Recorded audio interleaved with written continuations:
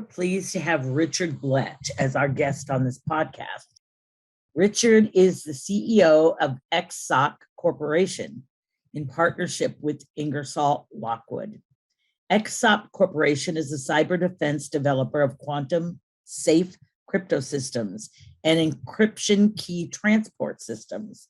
Their technologies built for today's advanced threats with lasting security protecting sensitive data long into the future. Richard, what would you like to begin with as far as letting our audience know exactly what your company is doing in today's technology world? Great, thank you, Katherine, for having me on. So again, I'm Richard BLECH, founder and CEO of XSOC CORP. XSOC is actually an acronym for XSOC, which stands for Extensible, Secure, Optimized Cryptography.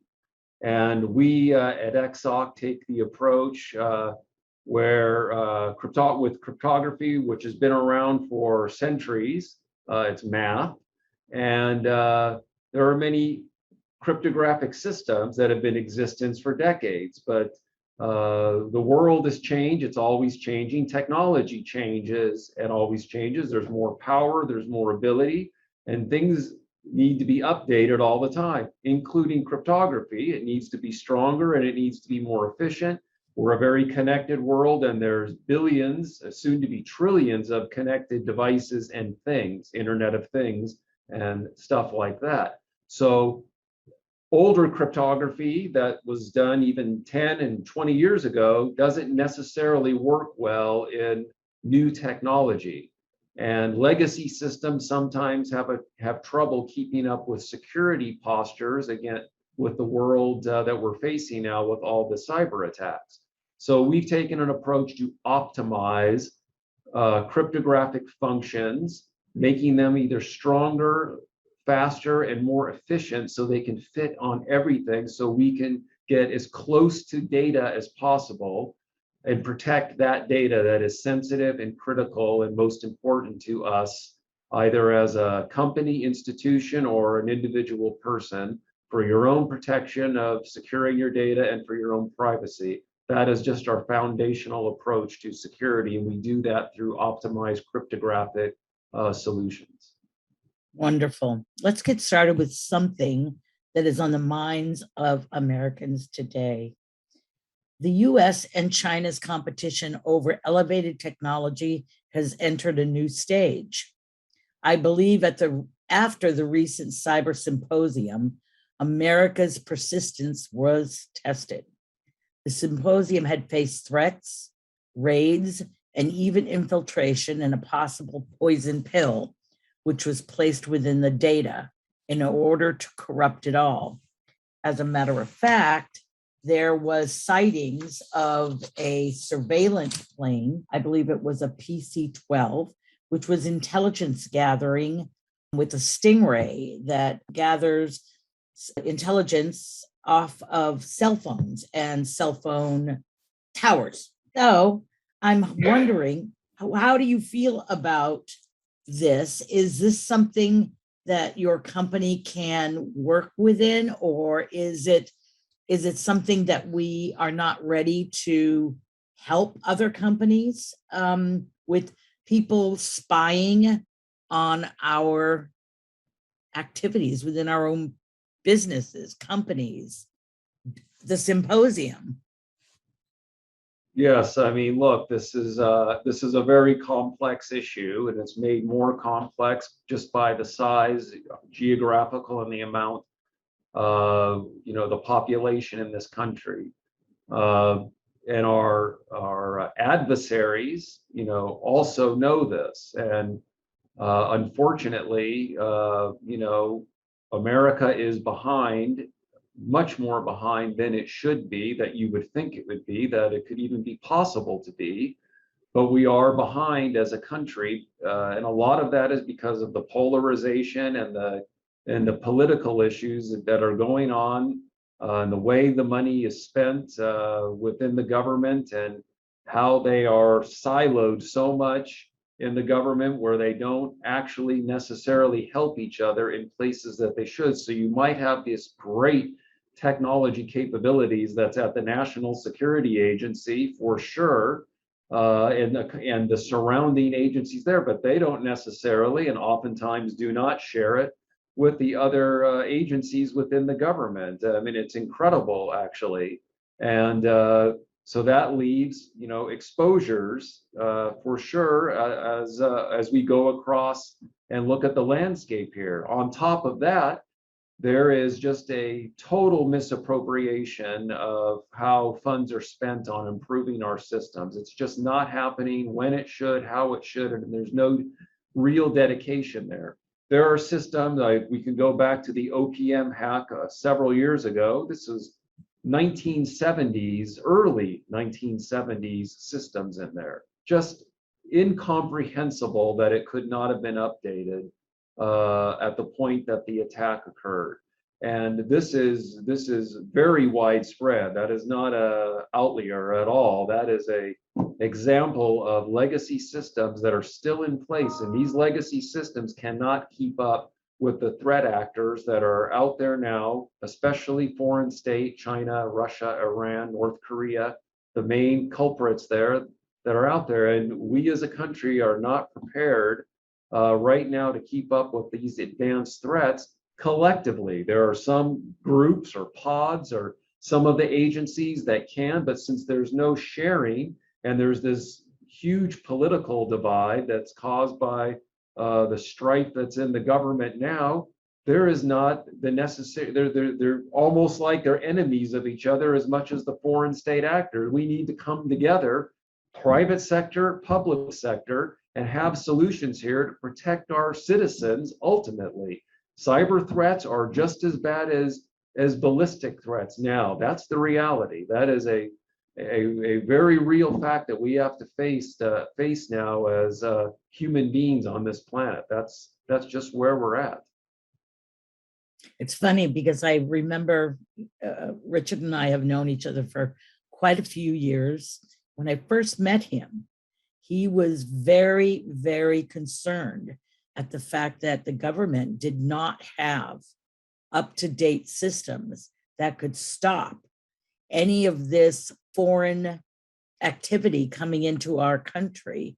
They have lacked in fixing our technology or even moving forward in order to protect our own citizens. So I remember talking to you and having that long conversation. Yes. So you've been at this for a long time. Well, look, Katherine, it's also, I mean, we like to say it's all about technology sometimes, and there's great technology out there, but look, it's always the weakest link where attacks get exploited, and the weakest link is always going to be the human factor, and there's a lot of uneducated insecurity and best practices, cyber hygiene, and in dealing with what needs to be done. And humans are easily tricked, and one click sometimes opens up a whole exposure to a network, and then things are downhill from there and you're exposed. So we have to remember there's this social engineering that's going on, especially now that there's all this, these social media platforms. And look, again, I go back to foreign state actors. I mean, they're all different in their ways and approach. You know, Russia is very much on the technology side. They have their social engineering tricks, and that's how they get in, and they're so successful at it. They're very good at social engineering to get into systems, whereas China, which I believe is without question by far the biggest single threat to maybe the world, but certainly the United States, because their motivation is different than Russia. Russia just really wants to take down the US from its power, you know, and so they can elevate themselves to the most part. It's I'm not saying anything is good about what Russia is doing, but compared to China, there's almost no comparison. China's plan is to dominate the world, period. And if it means getting rid of the United States in the process, so be it. They have infiltrated this country and other countries with their own spies and agents. Ask Eric Swalwell. And they're here in this country, right? And they are here and they're doing things at the local level, at local office, county offices, and they are this is how secrets get taken out of the nuclear systems base there in New Mexico. We lose information is because the Chinese Communist Party has their citizens get into this country, work, and extract and exfiltrate information from our universities and other facilities. And this is our biggest threat. And so it's not just technology, it's also being able to navigate through this threat that's coming from outside and coming into this country. I couldn't agree with you more on all of those points. I understand because I am a writer, and I understand the Swalwell and the other Pelosi and Feinstein, who all had the communist China, the CCP, working within our country and taking our secrets with them. So with the senior living center being very cozy with the CCP, we are in a place right now that is very vulnerable. And then, of course, we have Afghanistan, which, I don't even want to go there because right now there's still so much. I have it on over here. There's so many problems going on there, and there's communications are gone. There's just no communications with our country and their country. It's just gone. And we have the technology. They're just not using it. I don't know why. I guess my next question would be, where is America today as it relates to cyber attacks from foreign and domestic entities? I believe you probably answered that. But if you'd like to add any more to that. We have some catching up to do, and it's not because of lack of technology or behind in technology, hardly that. It's really having an ability to have the private sector and public sector actually really work together and have really involvement of all the way down to the local community level. This has been discussed, so there are some thoughts around this, even coming from the government. However, the thought is always to involve these big tech companies, which should be involved, but they can't leave out small businesses. And I don't just say that as a small business because I would want to be involved, but small businesses is where a lot of the innovation comes from. Yes. Small businesses are the real, foundation of this country. They always have been. And there needs to be more involvement from the innovators because, we have great minds in this country and they have to be used to stay really ahead of the curve here. And we can do that as a country. But we all have to be able to work together on this. There has to be a common goal here. And all the self-interest, top to bottom, just need to be removed if we really want to protect from outside threats. The outside threats, they know where all these points here, and that's how they find their ways in. That's how they're doing it. There's nothing arbitrary about what any of these foreign adversaries do, especially China. They know exactly what they're doing, how and why and when, and it's all methodically planned out, and that's because of our weaknesses, which are based on the things that I've just previously stated. Well, I do, again, agree with you. Our tech companies, which are not foreign adversaries, are really our adversaries. They are not working within the constraints of the United States Constitution. They are doing their level best to shut small business, shut down our freedoms, because again, like you mentioned, small businesses to me reminds me of those are the boots on the ground. Those are the people that come up with innovative policies and innovative new technology. And they're the ones that work really hard to produce something that we could use to protect us. So, my that boots to ground comment is never more true today. So my next question, today more than ever, the focus seems to be on quantum computing. The implications for a computing network where quantum processing plays a role are enormous. There are examples here of hurricane models that account for every water molecule, global warming models that pinpoint next year's forest fires. Very, very good for California. Pandemic models that ascertain which species of bat. I don't really believe that, but when consumed and under what conditions produce future coronaviruses seriously sounds like a Marvel movie. So what do you feel? Could nefarious bad actors in the race for quantum computing, cybersecurity be a threat? I mean, they already are. I know as of even a few years ago, 2 years ago, the United States and China were pretty well neck and neck in the quantum race. And sure, companies like Google, IBM have made significant strides, and we are very advanced in Honeywell and others, and what we're doing in quantum computing. But China, again, has just their one unit. The CCP is not divided. They don't have the divisions and self-interest here. They have a mission and a goal, and they've been scraping and harvesting plain text data and encrypted data for years, especially financial data, all the kinds of personal data that is still good 5 or 10 years or longer from now, data that doesn't change, that's encrypted. Why would they be taking encrypted data? Most hacking that goes on nowadays, these breaches, they find where you didn't encrypt something, and that's where they take. A hacker doesn't want to take encrypted data. It probably, in most cases, not going to be able to do anything with it. So, but China is taking it, and they would only take it because they know, not think, they know they will be able to break it at some time in the future with quantum computing. And they have the capability to be winning this race right now because of the motivation and resources that they've dedicated to it.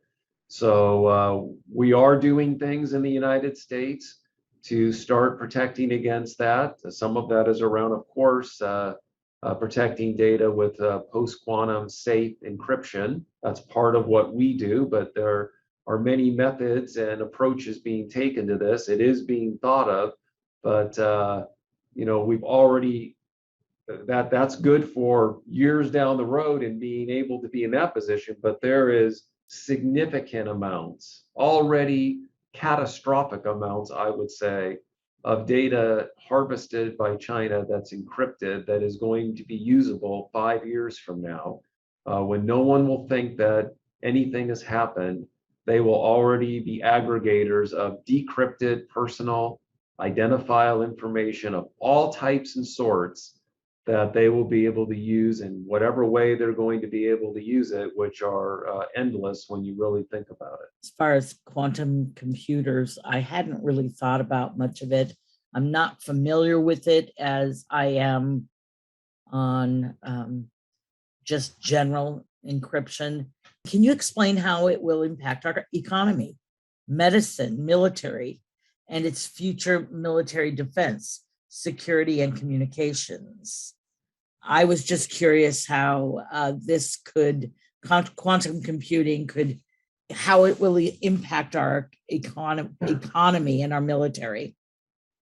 Well, there's like with anything with technology, there is a very positive, substantially great side of it in its use, and then there's also how it could be misused or abused. So that's why technology is really, when it comes down to it, is only as good as how it is applied and how it is being used. So for purposes of research and reaching conclusion and modeling, whether that's medically related to the body and DNA structure, cell structure improvement, beating cancer and finding solutions and running calculations, 1,000% that's going to have an impact in the cutting down the amount of time that it would take otherwise to figure out things, or finding solutions that you would not have found otherwise, just because it opens up so many other possibilities that can be calculated,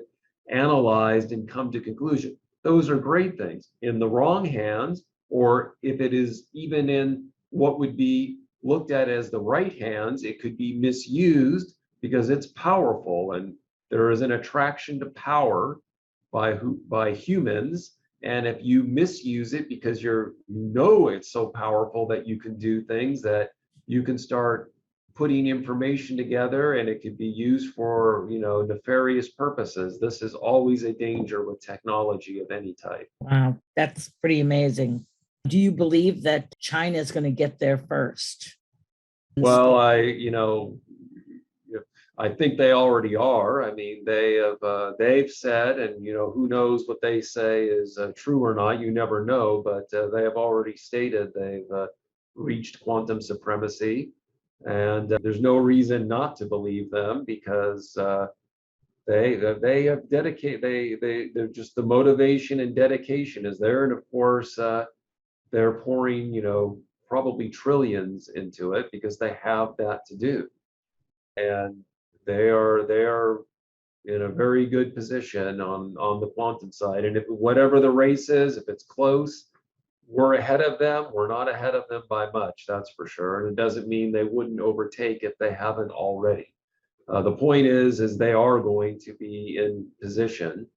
Again, they're not going to announce it. There's not going to be a press release. They're just going to do what they're going to do, and we'll find out about it after it happens, not before. Yeah, they seem to be able to have the funding to do the best things that they need for their country's protection. We get lost in the weeds.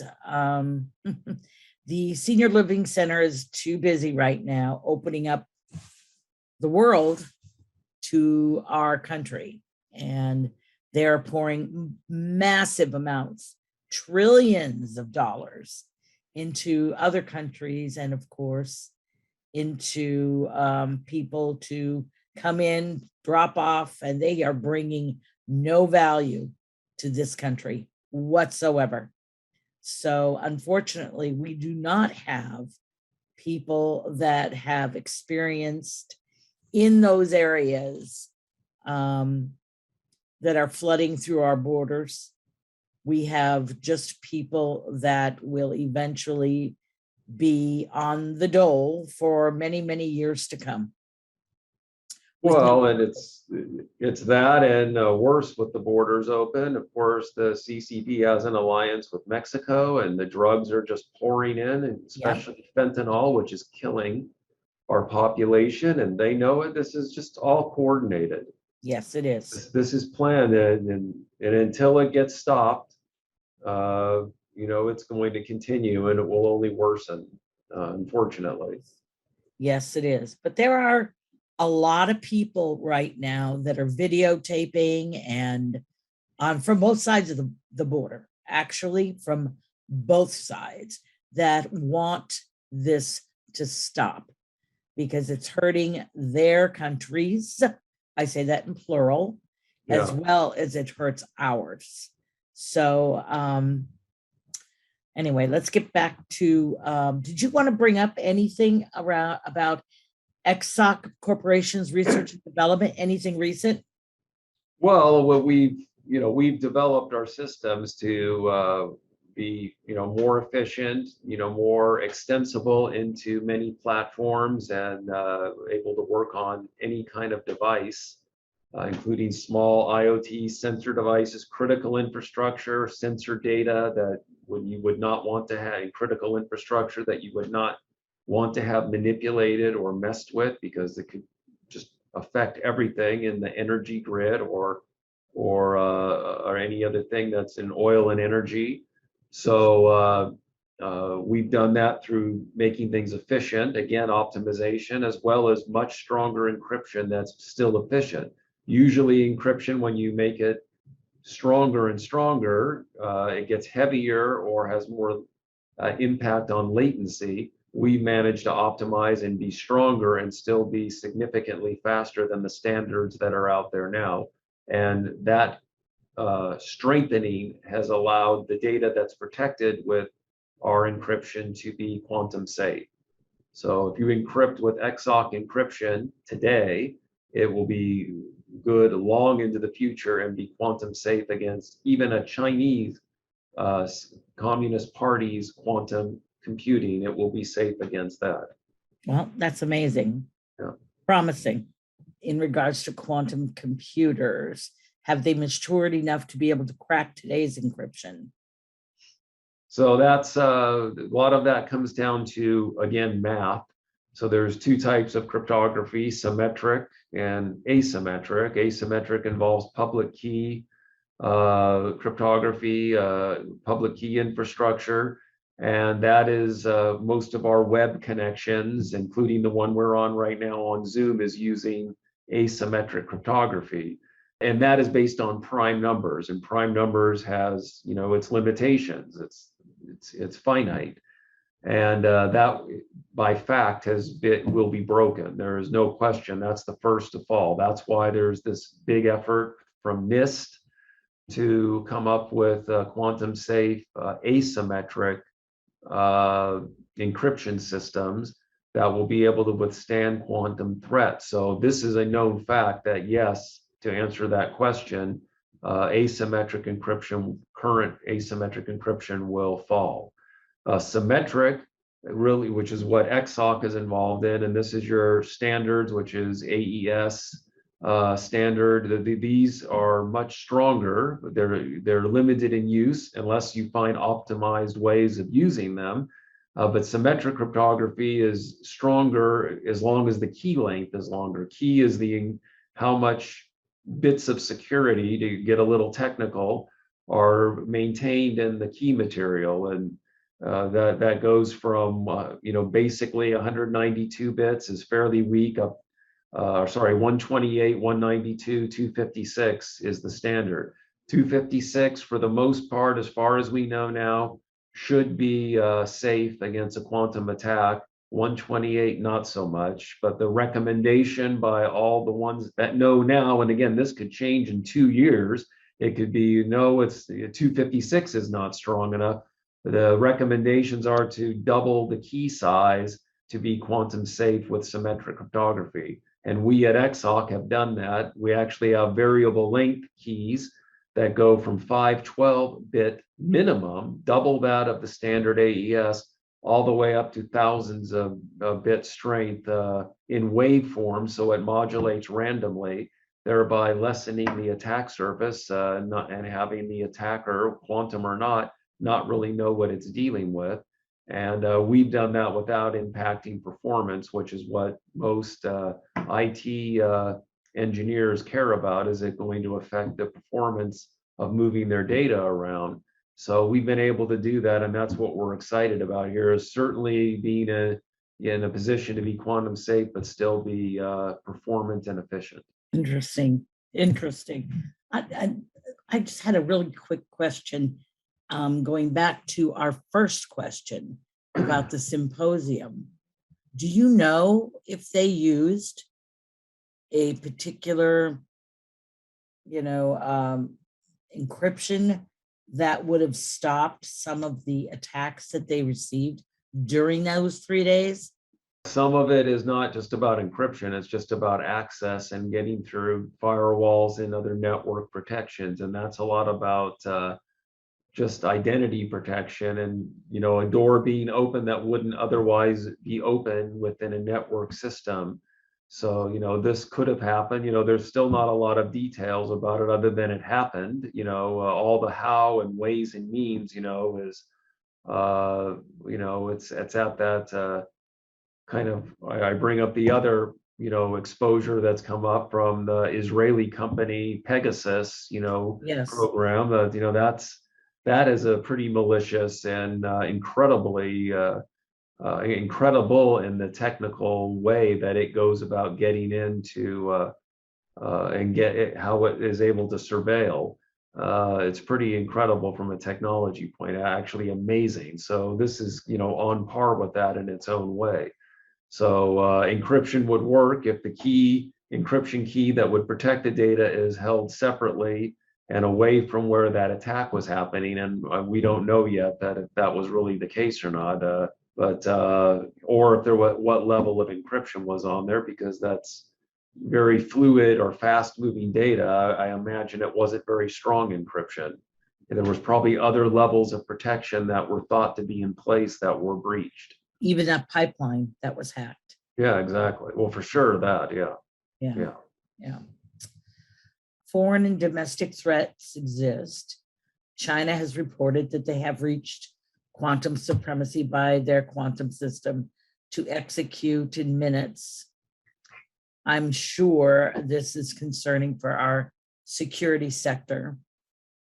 And I think I mentioned it earlier that it is one of the biggest threats currently to the United States, without our lack of government intervention and involvement in protecting our country from foreign and domestic enemies.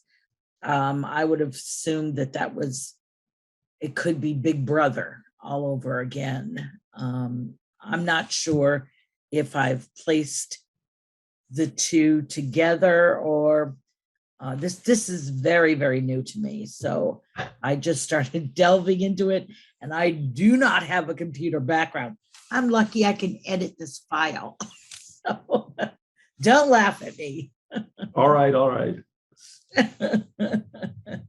There have been recent discussions from the media that illustrate that we have had changes due to our foreign cyber interference with investments, money, donor contributions from other governments, such as China, Iran, Russia, North Korea, which you've just mentioned. What are your thoughts on the immediate threat for our future with all this money flowing in politically? That just goes back to some of the previous things I've stated. I mean, we are attacked every day. I mean, there's many things not reported yet that will be. There's breaches that the adversary are in systems and are not detected for maybe months, sometimes even years later. And you realize it then after the data is out there. There's all different levels. They all have their different motivations, but we are under threat every day. And again, unless and until there is a more consolidated cooperation between small business, big business, public and private sector, it's going to be very difficult to stay ahead of this with these attacks coming. And unfortunately, when it gets into some of these big companies, the big tech companies, they have their own motivations. And like I said at the earlier in this conversation, the trade-off between security, data security, and privacy are not always the same. People don't always realize when you have some security, you're sacrificing privacy, and you need to have both. They're not always without conflict of each other. Couldn't agree with you more. Now, this is my favorite question. I wanted to actually do our entire interview based on just this question, but there is limits as far as how far we can discuss this. I'm going to see if you're willing to discuss this. So I'm just going to throw it out there. All right. I have given you this question already. You've seen it. You didn't write, oh my God, no. So powerful political tech companies, technology companies, are working in tandem with our own government agencies. And it's been out there. People are admitted to it. There's no secret. The DNC, China, and corporate America. Is it time to regulate big tech for our own safety from the standpoint of protection of data? Well, yeah, this is a very volatile subject for sure, but there's just no question about it. I don't think anyone can't possibly realize it when you see some of the things that have happened in this recent past, just in the last year. There is just almost no way that you cannot think that there is something else going on that is just unacceptable as an American or any one of the nation of, that's a citizen of their own nation. I mean, there is just no way these big tech companies and these big corporations could go against American citizens the way they are and what they say and what their approach is and their political affiliations and allow and not say anything about what other countries, especially Chinese Communist Party, are doing in the world, whether it's human rights violations or just the way they stay and handle and do things with their own citizens. It's just repulsive. So, and this comes down to money. Again, it's always money. And for Google, Twitter, Facebook, the NBA, the corporations, big corporations that are out there, all getting paid because they want that huge Chinese market. It's very obvious to me, and I think to most people, that there is something more going on there. And unfortunately, it's just flat out bribing. What other way is there to call it? They're getting paid off. You can't be an American company, entity, or person and take the stance you are and be such a hypocrite to what the Chinese Communist Party is doing. And that's just the way it is. I don't think I'm saying anything that isn't pretty obvious. No, you're not. My research and my columns reflect that there are too many politicians that want power. And these big tech companies, it's similar to here where we live in Irvine. We have the developers funding the politicians with money and power. They stay where they're at. They do the bidding for these people, these companies, these developers, these PACs, and that's how things don't get done. But the big tech companies, they go a step further. They're shutting people down. They're bad actors. They've done some very bad things with the protection of our citizens here in the United States. And I'm afraid they have done irreparable harm. Can they be held for crimes against humanity? I don't know, but I'd like to see that happen. They have been part of all of this 2-year, I guess it's either a cabal or terrorist organization. They have put fear in every citizen in the United States. Total and complete fear over our kids, over our grandparents and parents. They've done nothing but do very bad things.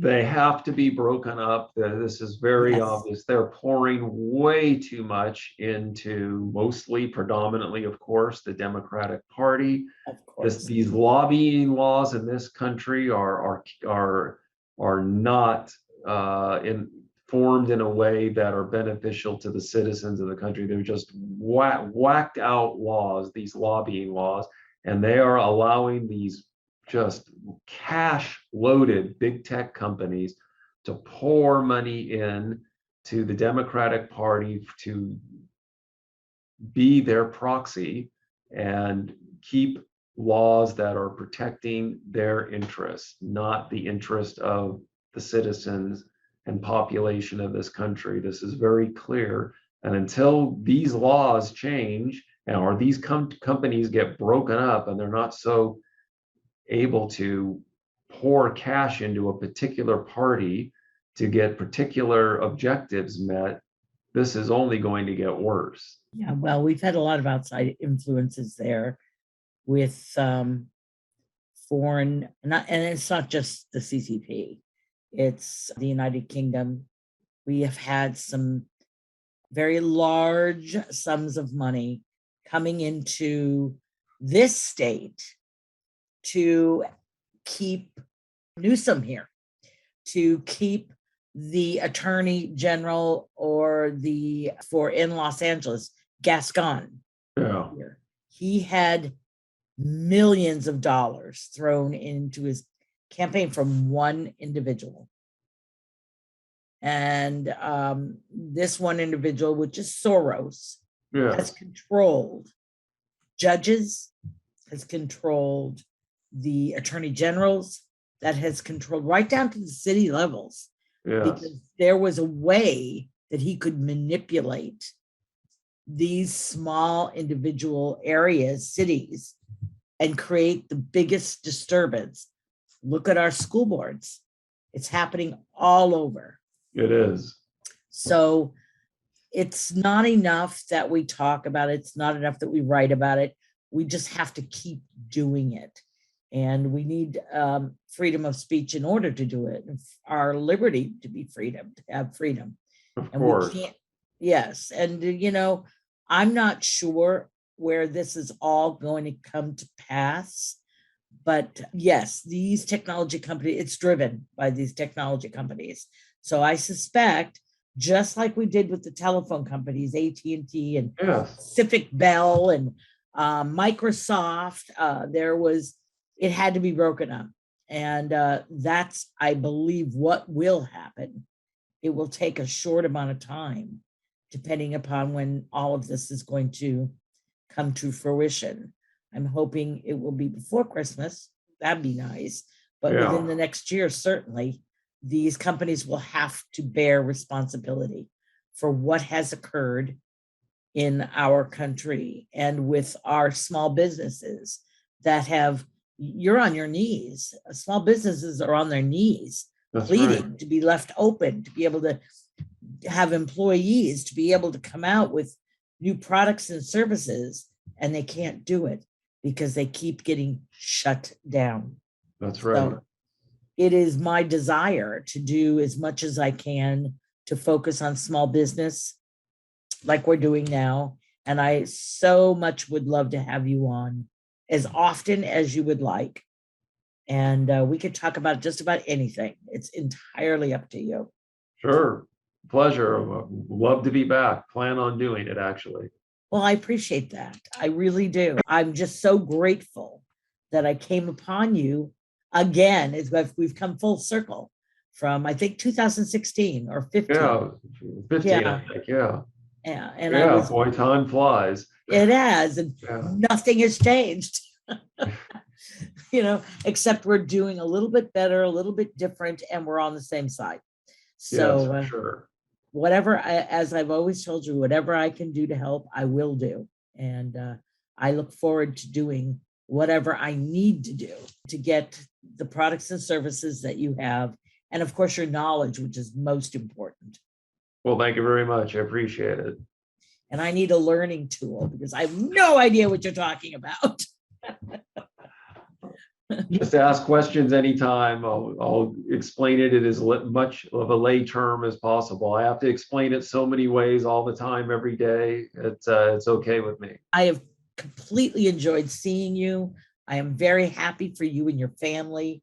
And I look forward to seeing you very shortly. And we'll set up another time off camera. Great. Thank you. Right. Bye-bye. God bless. Thank you, you too. God bless.